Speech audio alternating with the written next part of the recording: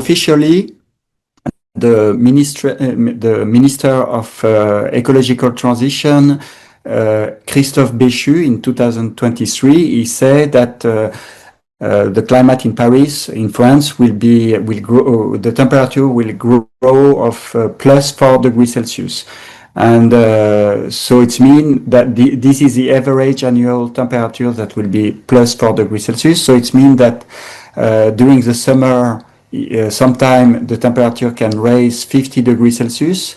The heat wave will be no more 2 days like today, but 1 month. It will be very dry during the summer, and during the other season, it will be like big rain, a little like tropical rain, and no more small rain like it was in Paris, and so.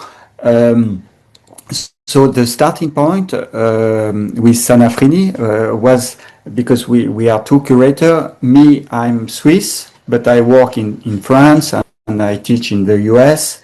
And Sana Frini is Tunisian from north of Africa, and she studied in Portugal, and she have an office now in Mexico. So she's in more south latitude, and me, I'm more north latitude. And so in reality, this south latitude will become the one of my latitude.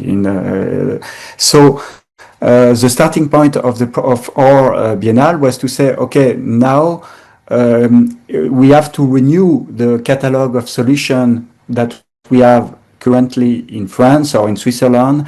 It's no more, the solution, the architectural solution are no more the one from France or from Switzerland, but we have to look to the south of Spain, to the south of Italy, to the north of Africa, or to Asia, because there we can find solution how to deal with this extreme heat, how to deal with this big flood and bigger rain and flooding, how to deal with this climate, and so we did that in 2 ways.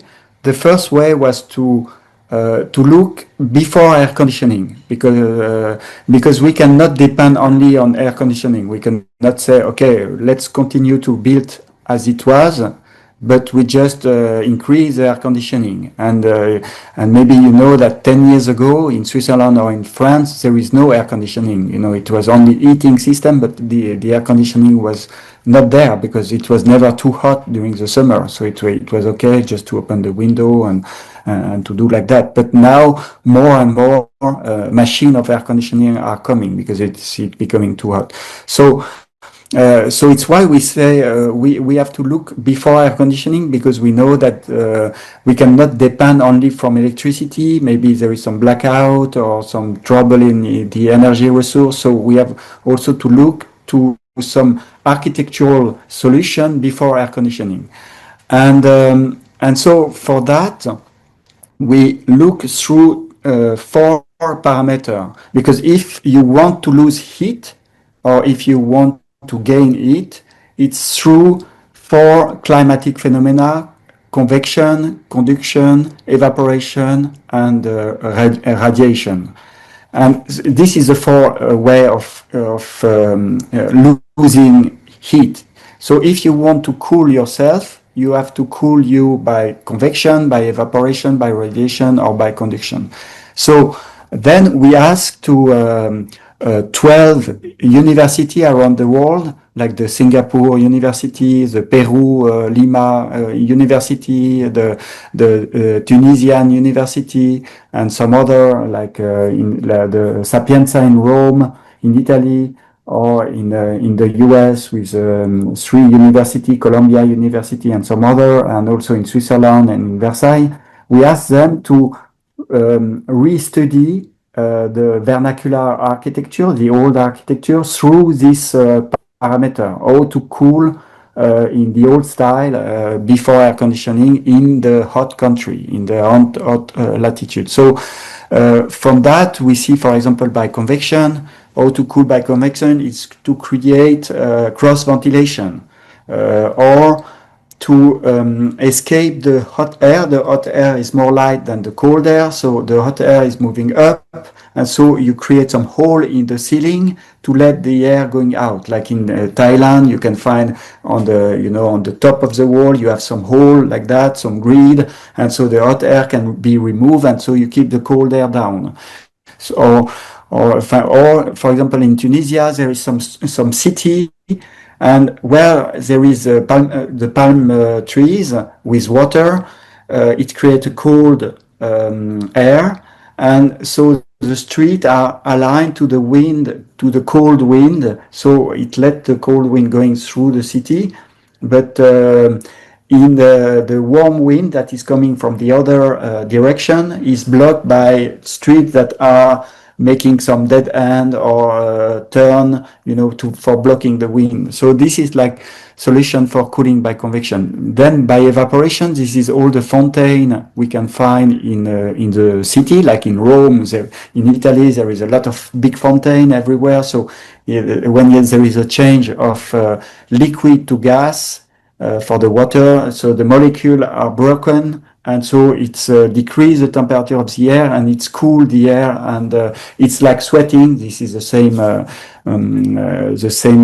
phenomena. And by radiation, so it's quite simple. This is to create shadow, and there is a lot of different examples about that. And then by conduction, it's to go in the underground and to find the average temperature of the year 10 meter underground. So it means if it is 40 degrees Celsius during the summer, 0 degrees Celsius during the winter, so you add 40 plus 0 equal 20. So 10 meter underground, you will find 20. So it's why you have a lot of troglodyte underground house in Turkey, or in China, or in Tunisia, or in Spain, or in Italy. You find that this is how to cool by that. But you can also use the air. You take the air that go in the underground and go out, so it's cooled by the underground, and you can find that by Palladio in the Villa Rotonda in Italy, where they are cooling the air in the underground of the house, so this is the study of the past, if we want to find solution, because it shows that the way we are choosing a material or we are choosing a form before air conditioning, it was informed by climatic issue. And then we have invited 60 contemporary architects that are already working in this hot climate. So it's why we don't have invited really French or Swiss or American architects. There is a few that are working, but the most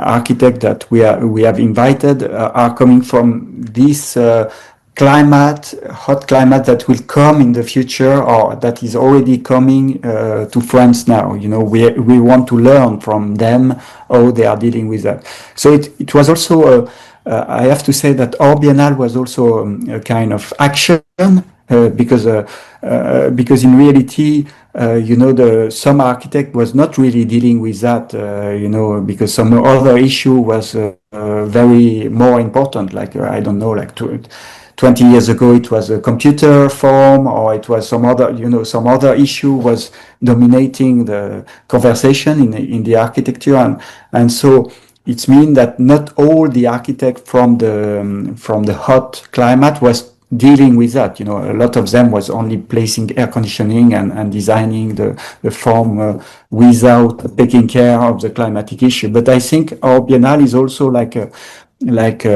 we have selected that some architects that was integrating that already, and this is how we choose the 60 architect, the contemporary architect for that. And they are coming from Mexico, north of Africa, south of Spain, Italy, or then in Asia, in India and China and Taiwan, and so it was like this latitude we have chosen. And then finally we have also make an open call, and the open call was more about Paris and to imagine how to live in Paris in the future, and for example, some idea of conduction, for example, going in the underground, taking the cold air from the underground of Paris for cooling, or making some evaporation like fontaine, things like that was coming like proposal for transforming Paris.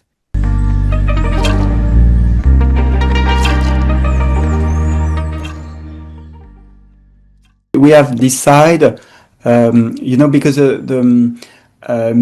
I have worked on a project in Taiwan for a very important park in Taichung, and at the beginning we wanted to cool the space, and we were using a lot of technology, and but I understand that technology was complicated. It was complicated for problem of maintenance. If if the machine is broken, so it doesn't work anymore, so it doesn't cool anymore.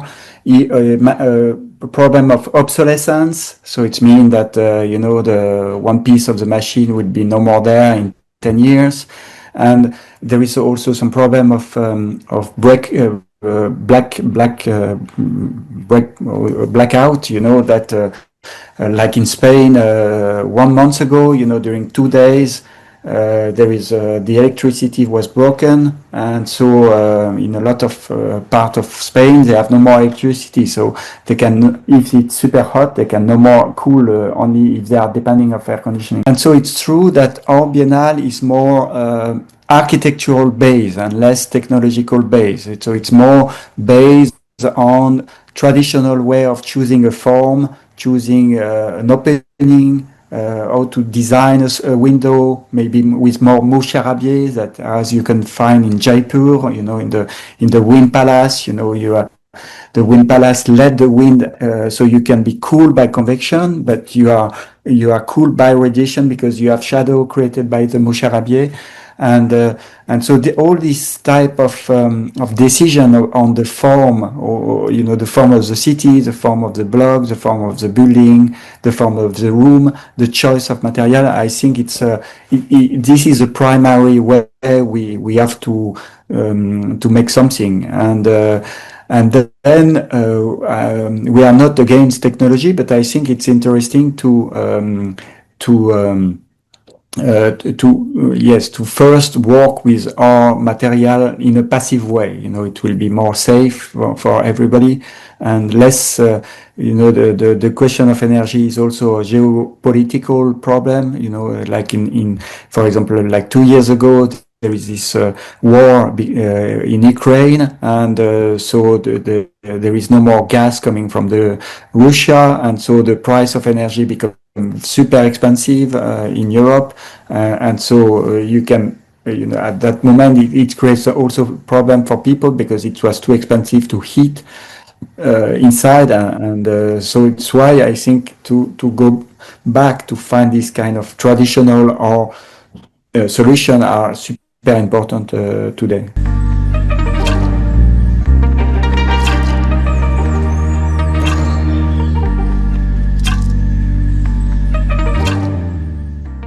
Of course, before that, we need to reduce the global warming. So because all this problem is coming from the global warming, and it's coming from the CO2 emission. And the CO2 emission, we know that 39% of the CO2 emission made by human are coming from buildings. So it's coming by air conditioning, heating system, and so it's half of the problem, and half of the problem is the material, the concrete, and the extraction that is producing and fabrication that is emitting CO2. So, of course, we need to reduce that and to work with material with less CO2 footprint, and we need maybe to build less and to reuse building. We need also to increase the thermal insulation, and in order to decrease the consumption of energy for heating or cooling. So this is absolutely what we have to do. But it's true that it was not the topic of our Biennale. So when I was talking about climate, I was only talking about CO2 reduction, because the climate was still the same. It was but today the climate has already changed. There is some big flood. There is a big heat wave. So we have to adapt already the building. So for the Biennale, we were more focusing on that second part of the problem.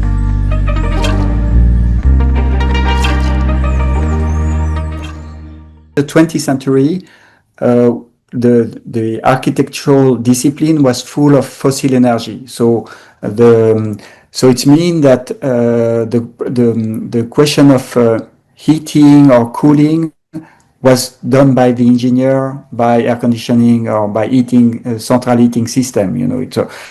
And it was removed from the task of the architect, because the architect started to become more like a designer of form, but in a more cultural or more aesthetic way. He was like, okay, let's do like that, but he was not thinking about how this form will cool the building, or how it will help to reduce the heat from the inside the building. So it was like more aesthetic choice, and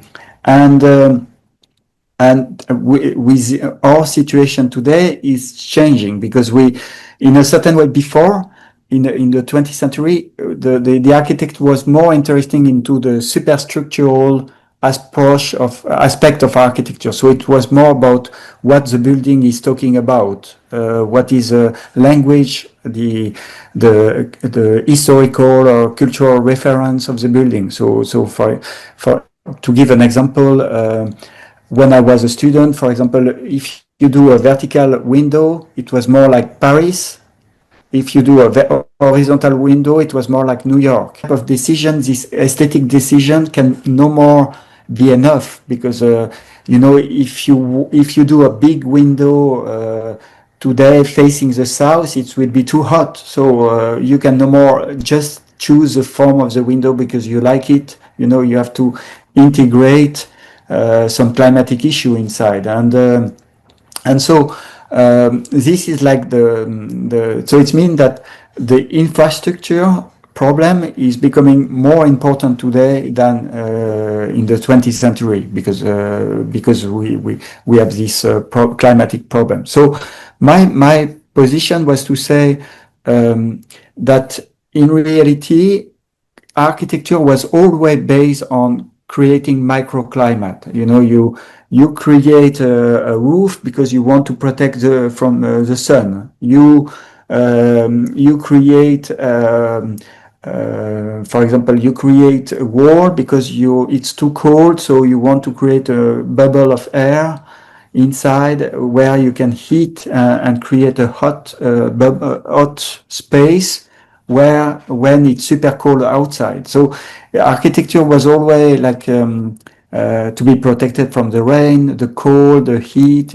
This is the task of architecture in reality, and so and then today there is this problem of heat and the problem of global warming. So everywhere in the architecture discipline, climate is there. So my position was to say why we have to continue to design not with the climate, but to design with a metaphor, or to design with geometry, to say, okay, let's do a square, or let's do a triangle, or let's do a round. Like why we have to use a kind of geometrical discipline for designing, why we cannot use climate itself for designing, and for example, to say, okay, let's design by convection. So I understand the hot air is moving up, so let's place the program, maybe the program that need more heat on the top in the section, and place the program that need more cold down. And then, okay, the air is moving in a certain way, so let's design the house according to the movement of the air. So we can guide the air, we can compress the air, decompress the air, so we can create heat or coolness. We can so it's mean we can design by convection. We can design by conduction, for example, by placing thermal insulation. But okay, maybe thermal insulation can be not everywhere. Maybe we can say, okay, let's keep the corridor or the entrance outside of the thermal insulation. So we can economize air conditioning because we keep thermal insulation only in a small space where we will work during 5 hours, you know, so it would be good to have that. But when you go to the toilet, okay, let's keep that without air conditioning. So so you can then design by conduction, by designing the place of the thermal insulation, and then or by evaporation.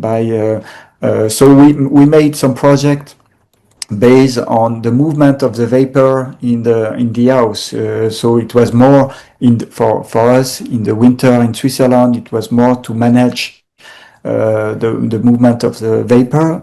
But today we can also when it's hot, you know, we can say, okay, let's make design by creating a fountain or by creating something for cooling. So the idea of climatic architecture is to change the language, to change the tools, and to say, okay, we no more use metaphor or analogy, but we use convection, or we are no more using a material because, for example, the choice of marble, you know, when Donald Trump is using marble, it's to show that he is rich. But in reality, you can choose marble because you want to cool the room. So let's change, you know, the choice of the material according to climatic value and not to social value. So this is the idea is of climatic architecture is to use, to say, for example, okay,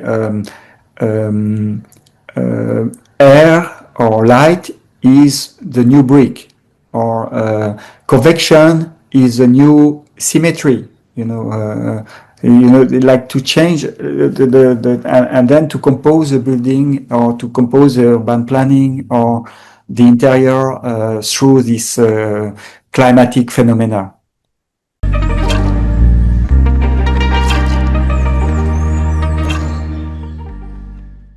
My practice in architecture is always, you know, I always think about what is the best solution, how we have to deal with things today, and so it's why, you know, the idea of making research and making because I cannot, as a practitioner, I cannot just design like that. You know, I need to understand the material condition to understand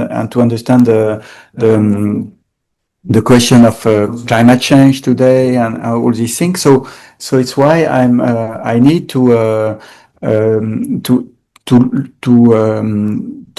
this type of manifesto or this type of writing is a way to renew the language, to renew the tools we have, and to say, okay, today is no more the same moment than 10 years ago. We have to readapt our way of thinking, and so it's why you know, there is this part of writing. But for example, climatic architecture, the book is also based a lot of in reality the content is based on all the different projects we made during 15 years. You know, it's and it was researched for each project, and so it's because each project is a moment for thinking about something and to renew, you know, to say, okay, what is the problem? What is the condition today? So let's rethink about about that. And when we won the competition in Taiwan for the park, for example, you know, we just start by thinking, okay, why we need to build a park? Why we need a park? So, and then you understand, okay, a park was made for cooling, and in the 19th century, it was also there for cleaning the air. And then what is happening today, and so it's like always to question and to rethink about the problem.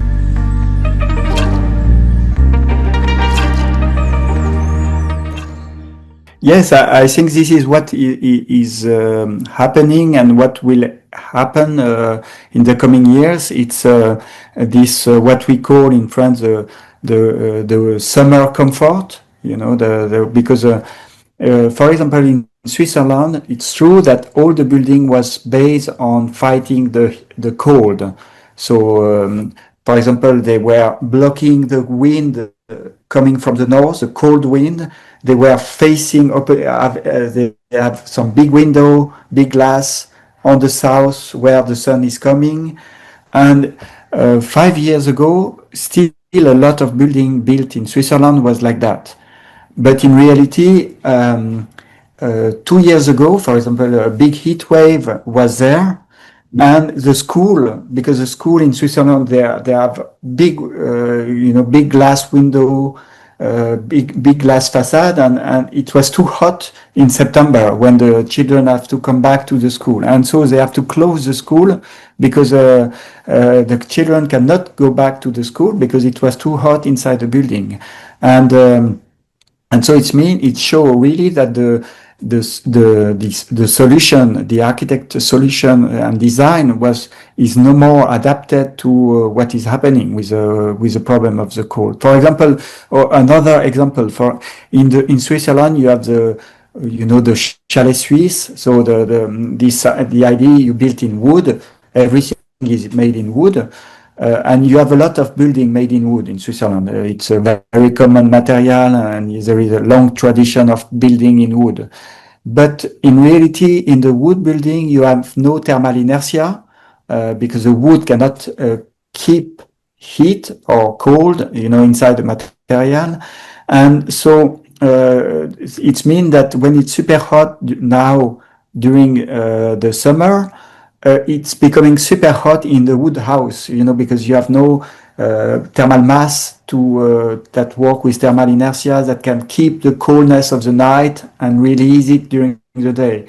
And it's why, for example, now they say in Switzerland, okay, we can no more build only in wood. We need to integrate, to add inside some stone wall or earth wall, or it can be also concrete, but we prefer not to use concrete, but to add a thermal mass in order that it can take the coldness during the night, and then it becomes cold and release it by thermal inertia during the day. So this is how it changed, and it's true that this kind of summer comfort is changing, and the regulation was not completely adapted to that until today. So there is a change we